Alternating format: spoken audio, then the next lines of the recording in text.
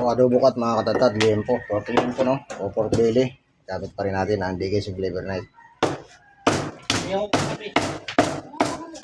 Kasi yung medyo. Joke yan. Totoo ito yan. Ha? Totoo. Pero ano na lang, 150 pesos. Wala ko lang din nakakuha.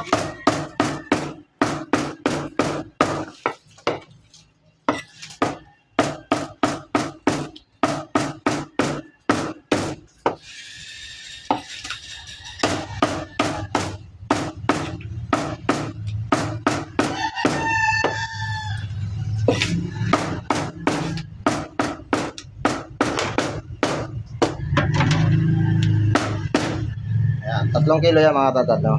At nakita nyo mga tatad, no? Ganun kaswabe ang Dickensian Flavor Knife. Napakaganda at napakadali ang trabaho pag naka Dickensian Flavor na.